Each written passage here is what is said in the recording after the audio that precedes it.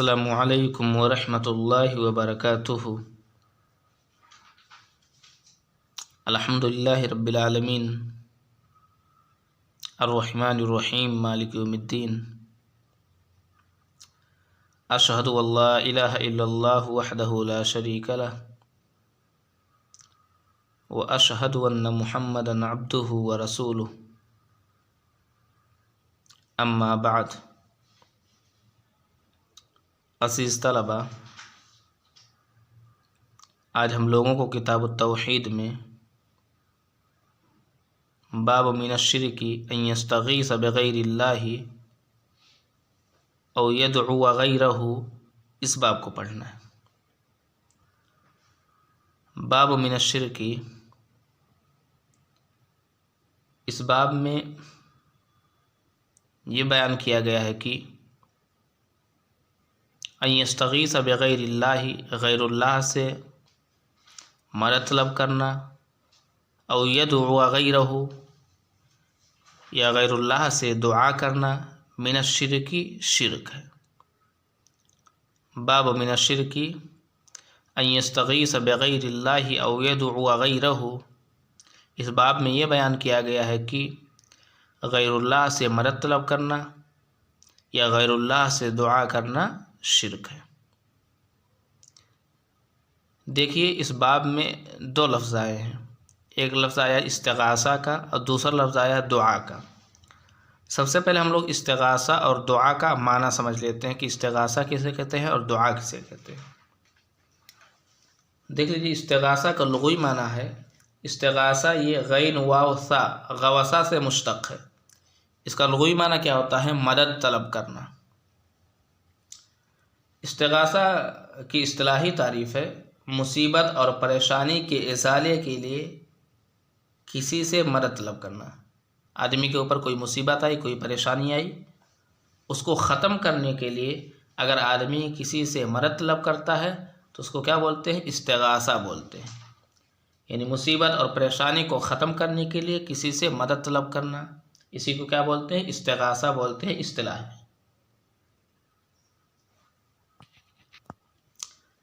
یہ ہوگی استغاثہ کی لغوی اور اصطلاحی تعریف۔ استغاثہ کی دو قسمیں ہوتی ہیں۔ پہلی قسم کا نام ہے استغاثہ بالقول، یعنی مشکل حالات میں آدمی قول یعنی اپنی بات کے ذریعے سے کسی سے مدد طلب کرے تو اس کو کیا بولتے ہیں؟ استغاثہ بالقول بولتے ہیں۔ استغاثہ بالقول مطلب کوئی پریشانی کسی آدمی کے اوپر نازل ہوئی ہے، اب وہ آدمی اس پریشانی کے وقت اپنی زبان کے ذریعے سے، اپنی بات کے ذریعے سے کسی سے مدد طلب کر رہا ہے تو اس کو ہم لوگ کیا بولیں گے؟ استغاثہ بالقول، یعنی وہ استغاثہ جو قول کے ذریعے کیا گیا ہو۔ دوسری جو قسم ہے اس کا نام ہے استغاثہ بالعمل، یعنی آدمی کے اوپر کوئی مصیبت نازل ہوئی، کوئی پریشانی آئی، اس نے اس پریشانی میں زبان سے کسی قسم کے الفاظ ادا نہیں کیے بلکہ اس نے کسی خاص عمل سے مدد طلب کیا تو اس کو کیا بولیں گے؟ استغاثہ بالعمل، یعنی عمل کے ذریعے سے استغاثہ کرنا، عمل کے ذریعے سے مدد طلب کرنا۔ آدمی کے اوپر کوئی پریشانی نازل ہوئی، اس پریشانی میں اپنے خاص عمل کے ذریعے سے استغاثہ کرے تو اس کو کیا بولتے ہیں؟ استغاثہ بالعمل۔ سمجھ میں آ رہی بات؟ تو ہم لوگوں نے کیا جانا؟ استغاثہ کا لغوی معنی جانا۔ استغاثہ کا لغوی معنی کیا ہے؟ استغاثہ یہ غین واو اور سا سے مشتق ہے، جس کا معنی ہوتا ہے مدد طلب کرنا۔ استغاثہ کی اصطلاحی تعریف کیا ہے؟ مصیبت اور پریشانی کو ختم کرنے کے لیے کسی سے مدد طلب کرنا، یہ ہے استغاثہ کی اصطلاحی تعریف۔ استغاثہ کی دو قسمیں ہوتی ہیں۔ نمبر ایک استغاثہ بالقول، یعنی مشکل حالات میں بندہ اپنی بات کے ذریعے سے کسی سے مدد طلب کرے تو اس کو کیا بولیں گے؟ استغاثہ بالقول بولیں گے۔ دوسری جو قسم ہے اس کا نام ہے استغاثہ بالعمل، یعنی بندہ مصیبت کے وقت عمل کے ذریعے سے، زبان کے ذریعے سے نہیں بلکہ کس کے ذریعے سے؟ عمل کے ذریعے سے مدد طلب کرے تو اس کو کیا بولتے ہیں؟ استغاثہ بالعمل بولتے ہیں۔ اب سوال یہ پیدا ہوتا ہے کہ استغاثہ کا کیا حکم ہے؟ کیا استغاثہ کرنا جائز ہے کہ نہیں؟ یا استغاثہ کرنا جائز ہے تو کس سے استغاثہ کرنا جائز ہے؟ دیکھ لیجئے استغاثہ کا حکم کیا ہے۔ اللہ رب العالمین سے استغاثہ کرنا یعنی مدد طلب کرنا مطلقاً طور پہ جائز ہے، یعنی ہم لوگ اللہ رب العالمین سے استغاثہ کر سکتے ہیں، اللہ رب العالمین سے مدد طلب کر سکتے ہیں۔ اسی طرح سے انبیاء کرام اور صالحین کی زندگی میں ان سے مدد طلب کر سکتے ہیں ان کاموں میں جن پر ان کو قدرت حاصل ہو، جن کو کرنے کی ان کے پاس طاقت ہو۔ میں نے کیا بتلایا؟ میں نے کہا کہ نیک لوگوں سے بھی آپ مدد طلب کر سکتے ہیں، آپ استغاثہ کر سکتے ہیں، لیکن شرط یہ ہے کہ جس چیز کی مدد آپ اس سے طلب کر رہے ہیں وہ اس کی طاقت رکھتا ہو، اس کے پاس اس کو کرنے کی قدرت ہو۔ اگر وہ اس پر طاقت رکھ رہا ہے اور وہ زندہ بھی ہے، پلس کیا ہو، زندہ بھی ہو، مرا نہ ہو، زندہ ہو اور وہ اس پر طاقت قدرت رکھتا ہو، اس کو کر سکتا ہو، تو اس سے مدد طلب کرنا، استغاثہ کرنا جائز ہے۔ لیکن کوئی نیک آدمی ہے، اس کا انتقال ہو گیا، اب بعد میں جا کر کے اس سے استغاثہ کریں تو یہ کیا ہے؟ ناجائز ہے، حرام ہے۔ یا ہم کسی زندہ آدمی سے استغاثہ کر رہے ہیں لیکن وہ اس پر قادر نہیں ہے، اس کے اندر اسے کرنے کی قوت نہیں ہے، طاقت نہیں ہے، تو یہ بھی کیا ہے؟ استغاثہ ناجائز ہے۔ تو استغاثہ کا حکم کیا ہے؟ اللہ رب العالمین سے استغاثہ کرنا جائز ہے، نیک لوگوں کی زندگی میں، انبیاء کی زندگی میں ان سے استغاثہ کرنا ان کاموں میں جن کی وہ طاقت رکھتے ہیں جائز ہے۔ اگر کوئی آدمی مر گیا ہے اس سے استغاثہ کرنا ناجائز ہے۔ اگر کوئی آدمی زندہ بھی ہے لیکن اس کو کرنے کی طاقت نہیں رکھتا ہے تو اس سے بھی استغاثہ کرنا ناجائز ہے، حرام ہے، درست نہیں ہے۔ بات سمجھ میں آ رہی ہے؟ جی۔ تو ہم لوگوں نے استغاثہ کا لغوی اصطلاحی معنی، استغاثہ کی قسمیں اور استغاثہ کا کیا حکم ہے یہ ہم لوگوں نے جان لیا۔ ایک اور لفظ آیا ہے دعا۔ دعا کا لغوی معنی کیا ہوتا ہے؟ دعا یہ دال، عین اور واو سے مشتق ہے، اس کا معنی ہوتا ہے پکارنا، دعا کرنا۔ اصطلاح میں دعا کسے کہتے ہیں؟ کوئی فائدہ حاصل کرنے کے لیے یا کسی مصیبت کو دور کرنے کے لیے اللہ رب العالمین کو پکارنے کا نام کیا ہے؟ دعا ہے۔ بندہ کوئی فائدہ حاصل کرنے کے لیے یا کسی مصیبت کو دور کرنے کے لیے اللہ رب العالمین سے دعا کرتا ہے اگر، تو اس کو ہم لوگ کیا بولتے ہیں؟ دعا بولیں گے۔ اگر اللہ رب العالمین کو پکارتا ہے تو اس کو ہم لوگ کیا بولیں گے؟ دعا بولیں گے۔ یہ ہے دعا کی اصطلاحی تعریف۔ کوئی فائدہ حاصل کرنے کے لیے یا کسی مصیبت کو دور کرنے کے لیے اللہ رب العالمین کو پکارنا، اسی کا نام کیا ہے؟ دعا ہے۔ تو اگر دعا کی لغوی اور اصطلاحی تعریف، دعا اور استغاثہ میں فرق کیا ہے؟ دعا اور استغاثہ میں فرق یہ ہے کہ استغاثہ کہتے ہیں دکھ، درد اور تکلیف میں کسی سے مدد طلب کرنے کو، یعنی آپ پر کوئی دکھ نازل ہوا، آپ کو کوئی تکلیف ہوئی، اس تکلیف کے بعد، اس دکھ کے بعد اگر آپ کسی سے مدد طلب کر رہے ہیں، اگر آپ کسی کو پکار رہے ہیں تو اس کو کیا بولیں گے؟ استغاثہ بولیں گے۔ دکھ، درد اور تکلیف میں کسی سے مدد طلب کرنے کا نام کیا ہے؟ استغاثہ ہے۔ جبکہ دعا یہ مطلقاً پکارنے کو کہتے ہیں، یعنی مطلق طور پہ آدمی پکارتا اللہ رب العالمین کو تو اس کو کیا بولتے ہیں؟ دعا بولتے ہیں۔ اس میں دکھ، درد اور تکلیف، مصیبت کی کوئی شرط نہیں ہے، چاہے آدمی دکھ درد دور کرنے کے لیے اللہ رب العالمین کو پکارے یا آدمی کسی فائدے کو حاصل کرنے کے لیے اللہ رب العالمین کو پکارے، یعنی اگر آدمی مطلقاً طور پہ اللہ رب العالمین کو پکارتا ہے تو اس کو کیا بولتے ہیں؟ دعا بولتے ہیں۔ بات سمجھ میں آ رہی ہے؟ جی۔ تو استغاثہ اور دعا میں فرق کیا ہے؟ دکھ، درد اور تکلیف میں اگر بندہ اللہ رب العالمین کو پکارتا ہے تو اس کو استغاثہ بولتے ہیں، اور دعا چاہے آدمی فائدہ حاصل کرنے کے لیے یا دکھ اور تکلیف کو دور کرنے کے لیے اللہ رب العالمین کو پکارتا ہے تو اس کو کیا بولتے ہیں؟ ہم لوگ دعا بولتے ہیں۔ بات سمجھ میں آ رہی ہے؟ تو یہ ہے استغاثہ اور دعا میں فرق۔ دیکھ لیجئے اس باب کی پہلی آیت، وَقَوْلُ اللَّهِ وَلَا تَدْعُ مِن دُونِ اللَّهِ مَا لَا يَنفَعُكَ وَلَا يَضُرُّكَ فَإِن فَعَلْتَ فَإِنَّكَ إِذًا مِنَ الظَّالِمِينَ۔ وَإِنْ يَمْسَسْكَ اللَّهُ بِضُرٍّ فَلَا كَاشِفَ لَهُ إِلَّا هُوَ۔ وقول اللہ، اور اللہ رب العالمین کا فرمان ہے، وَلَا تَدْعُ مِن دُونِ اللَّهِ، تو اللہ کو چھوڑ کر کے ایسوں سے دعا نہ کر، تو اللہ کو چھوڑ کر کے ایسے لوگوں کو نہ پکار، ما لا ينفعک ولا یضرک، جو نہ تجھے فائدہ دے سکتے ہیں اور نہ ہی تجھے نقصان پہنچا سکتے ہیں۔ ولا تدعو، اور تو دعا نہ کر، تو نہ پکار، من دون اللہ، اللہ کو چھوڑ کر کے ایسے لوگوں کو، ما لا ينفعک، جو تمہیں فائدہ نہیں دیتے ہیں، ولا یضرک، اور نہ ہی تمہیں نقصان پہنچاتے ہیں۔ فَإِن فَعَلْتَ، تو اگر تو نے ایسا کیا، فَإِن فَعَلْتَ، تو اگر تو نے کیا، یعنی اللہ کو چھوڑ کر کے دوسرے سے دعا کی، اللہ کو چھوڑ کر کے کسی غیر کو پکارا، فَإِنَّكَ إِذًا مِّنَ الظَّالِمِينَ، تو تم اس وقت ظالم لوگوں میں سے ہو جاؤ گے۔ فَإِنَّكَ إِذًا مِّنَ الظَّالِمِينَ، تو تم اس وقت ظالم لوگوں میں سے ہو جاؤ گے۔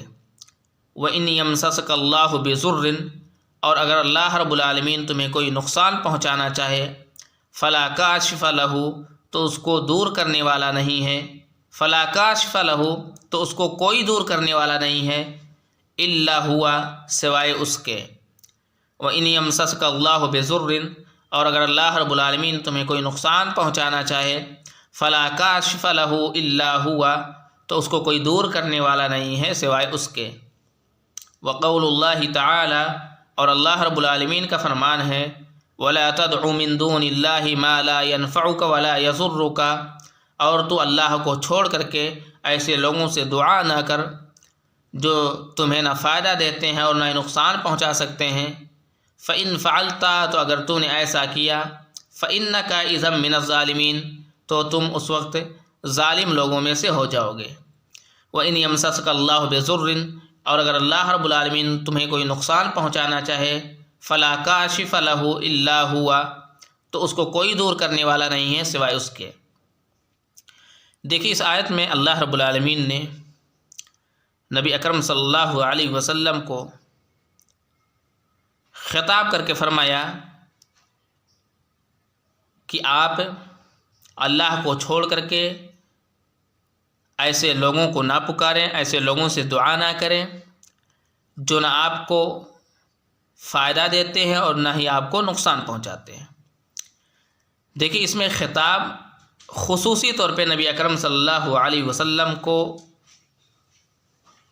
کیا گیا ہے، لیکن اس کا جو حکم ہے وہ عام ہے، یہ نبی کے لیے بھی ہے اور اوروں کے لیے بھی ہے، دوسرے لوگوں کے لیے بھی ہے، یعنی کسی کے لیے بھی غیر اللہ سے دعا کرنے کی اجازت نہیں ہے، سب کے لیے غیر اللہ سے دعا کرنا حرام اور ناجائز ہے، گرچہ اس آیت میں خطاب نبی اکرم صلی اللہ علیہ وسلم سے کیا گیا ہے۔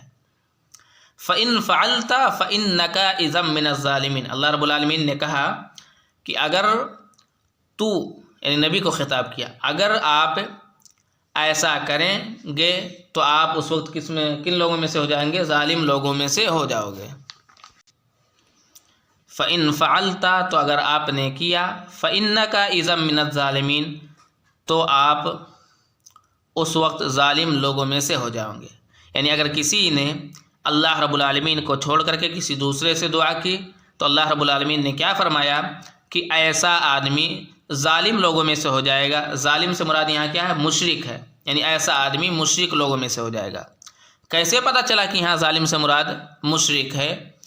کیونکہ دعا یہ عبادت ہے، کیونکہ دعا کیا ہے؟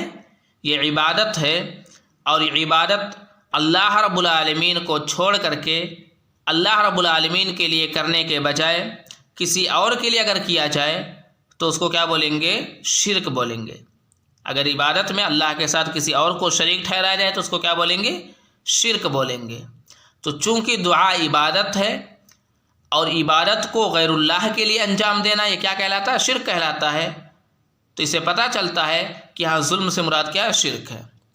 اسی طرح سے علامہ ابن جریر رحمہ اللہ نے اس آیت کے بارے میں لکھتے ہیں کہ اس آیت میں ظلم سے مراد شرک ہے، جیسے کہ اللہ رب العالمین نے اپنے بندے حضرت لقمان علیہ السلام کو اپنے بیٹے کو نصیحت کرتے ہوئے جو انہوں نے بات کہی تھی اس کا ذکر اللہ رب العالمین نے قرآن مجید میں کیا ہے، تو اس سے بھی پتہ چلتا ہے کہ یہاں ظلم سے مراد کیا ہے، شرک ہے۔ فَإِن فَعَلْتَ فَإِنَّكَ إِذًا مِّنَ الظَّالِمِينَ، تو اگر آپ نے کیا تو آپ مشرک لوگوں میں سے ہو جائیں گے، ظالم لوگوں میں سے ہو جائیں گے۔ تو اس سے پتہ چلتا ہے کہ غیر اللہ سے دعا کرنا، غیر اللہ کو پکارنا، یہ کیا ہے، شرک ہے۔ یہی اس باب سے تعلق ہے، آیت کے اسی ٹکڑے کا اس باب سے تعلق ہے۔ اس ٹکڑے سے کیا پتہ چلتا ہے کہ اللہ کے علاوہ کسی اور کو پکارنا، اللہ کے علاوہ کسی اور سے دعا کرنا کیا ہے، شرک ہے۔ بات سمجھ میں آ رہی ہے جی۔ وَإِنْ يَمْسَسْكَ اللَّهُ بِضُرٍّ فَلَا كَاشِفَ لَهُ إِلَّا هُوَ، اور اگر اللہ رب العالمین تمہیں کوئی نقصان پہنچانا چاہے تو اس کو اللہ کے سوا کوئی دور نہیں کر سکتا۔ تو اس سے کیا پتہ چل رہا ہے، اس سے بھی پتہ چل رہا ہے کہ جن لوگوں کو وہ لوگ پکارتے ہیں، جن لوگوں کو وہ لوگ آواز دیتے ہیں، جن لوگوں سے وہ لوگ دعا کرتے ہیں، وہ لوگ نہ انہیں کوئی فائدہ دیتے ہیں اور نہ ہی کوئی نقصان پہنچاتے ہیں۔ اور اگر اللہ رب العالمین انہیں کوئی نقصان پہنچانا چاہے تو وہ معبود جن کی وہ عبادت کرتے ہیں، جن کو وہ پوجتے ہیں، جن سے وہ دعا کرتے ہیں، وہ اس پریشانی کو، اس مصیبت کو ان سے ٹال نہیں سکتے ہیں، بلکہ اگر کوئی ٹال سکتا ہے تو وہ صرف اور صرف کون ہے، اللہ رب العالمین ہے۔ بات سمجھ میں آ رہی ہے جی۔ تو اس آیت سے کیا پتہ چلا، اس آیت سے پتہ چلا کہ غیر اللہ سے دعا کرنا شرک ہے۔ بات سمجھ میں آ رہی ہے جی۔ آگے دیکھیے، وَقَوْلُهُ فَابْتَغُوا عِنْدَ اللَّهِ الرِّزْقَ وَاعْبُدُوهُ، وَقَوْلُهُ، اور اللہ رب العالمین نے فرمایا فَابْتَغُوا عِنْدَ اللَّهِ الرِّزْقَ، تو تم اللہ رب العالمین کے پاس رزق تلاش کرو، تو تم اللہ رب العالمین سے روزی مانگو، وَاعْبُدُوهُ، اور تم اس کی عبادت کرو۔ اس آیت میں اللہ رب العالمین نے کیا فرمایا، اس آیت میں اللہ رب العالمین نے یہ بتلایا ہے کہ اگر تمہیں روزی مانگنی ہے، رزق مانگنی ہے، تو اس رزق کو اللہ رب العالمین سے مانگو، کیونکہ اللہ رب العالمین ہی روزی دینے والا ہے، اللہ کے سوا کوئی بھی روزی دینے والا نہیں ہے۔ وَاعْبُدُوهُ، اور تم لوگ اللہ رب العالمین کی عبادت کرو، یعنی عبادت صرف اور صرف کس کے لیے کرو، اللہ رب العالمین کے لیے کرو۔ تو اس آیت سے بھی کیا پتہ چلتا ہے، اس آیت سے بھی پتہ چلتا ہے کہ اگر ہمیں کوئی چیز مانگنی ہے، اگر ہمیں کسی چیز کا سوال کرنا ہے تو ہمیں کس سے سوال کرنا چاہیے، صرف اور صرف اللہ رب العالمین سے سوال کرنا چاہیے، اللہ کو چھوڑ کر کے کسی دوسرے سے سوال نہیں کرنا چاہیے۔ بات سمجھ میں آ رہی ہے جی۔ آگے دیکھ لیجیے، اگلی آیت ہے وَقَوْلُهُ، اور اللہ رب العالمین کا فرمان ہے وَمَنْ أَضَلُّ مِمَّنْ يَدْعُ مِن دُونِ اللَّهِ مَن لَّا يَسْتَجِيبُ لَهُ إِلَىٰ يَوْمِ الْقِيَامَةِ، وَقَوْلُهُ، اور اللہ رب العالمین کا فرمان ہے وَمَنْ أَضَلُّ مِمَّنْ يَدْعُ مِن دُونِ اللَّهِ، وَمَنْ أَضَلُّ، اور کون سب سے زیادہ گمراہ ہو سکتا ہے، مِمَّنْ يَدْعُ مِن دُونِ اللَّهِ، اس شخص سے جو اللہ کے علاوہ دوسروں سے دعا کرتا ہے، جو اللہ کے علاوہ دوسروں کو پکارتا ہے۔ وَمَنْ أَضَلُّ مِمَّنْ يَدْعُ مِن دُونِ اللَّهِ مَن لَّا يَسْتَجِيبُ لَهُ إِلَىٰ يَوْمِ الْقِيَامَةِ، وَمَنْ أَضَلُّ، اور اس آدمی سے زیادہ گمراہ کون ہو سکتا ہے، ممن يدعو من دون اللہ، جو اللہ کو چھوڑ کر کے ایسے لوگوں کو پکارتا ہے، من لا يستجیب له، جو اس کو جواب نہیں دے سکتے ہیں، الی یوم القیامت، قیامت تک، من لا يستجیب له الی یوم القیامت، جو قیامت تک اس کے دعا کو قبول نہیں کر سکتے ہیں۔ وقولہ، اور اللہ رب العالمین کا فرمان ہے ومن اضل، اور اس آدمی سے زیادہ گمراہ کون ہو سکتا ہے، ممن يدعو من دون اللہ، جو اللہ کو چھوڑ کر کے ایسے لوگوں سے دعا کرتا ہے، جو اللہ کو چھوڑ کر کے ایسے لوگوں کو پکارتا ہے، من لا يستجیب له الی یوم القیامت، جو قیامت تک اس کی دعا کو قبول نہیں کر سکتے، جو قیامت تک اس کو کوئی جواب نہیں دے سکتے۔ تو اس آیت کریمہ سے کیا پتہ چلا؟ اس آیت کریمہ سے یہ پتہ چلا کہ اگر کوئی آدمی غیر اللہ سے دعا کرتا ہے، اگر کوئی آدمی غیر اللہ کو پکارتا ہے، جو غیر اللہ اس کا جواب، اس کی دعا کو قیامت تک قبول نہیں کر سکتا ہے، اس آدمی سے زیادہ بیوقوف، اس آدمی سے زیادہ گمراہ آدمی کوئی نہیں ہے۔ بات سمجھ میں آ رہی ہے جی؟ تو اس آیت کریمہ سے بھی پتہ چلا کہ غیر اللہ سے دعا کرنا یہ شرک ہے، غیر اللہ کو پکارنا سے کوئی فائدہ نہیں حاصل ہونے والا ہے، کیونکہ غیر اللہ جو ہوتے ہیں وہ قیامت تک اس کی دعا کو نہ سن سکتے ہیں، نہ قبول کر سکتے ہیں، اور نہ اس کی پریشانی کو دور کر سکتے ہیں۔ بات سمجھ میں آ رہی ہے جی؟ تو اس سے بھی کیا پتہ چلا کہ غیر اللہ کو پکارنا، غیر اللہ سے دعا کرنا، غیر اللہ سے مدد طلب کرنا، یہ سب کیا ہے؟ ناجائز اور حرام ہے، شرک ہے۔ سمجھ میں آ رہی بات جی؟ عزیز طلبہ، آج کے درس میں بس اتنا ہی۔ والسلام علیکم ورحمۃ اللہ وبرکاتہ۔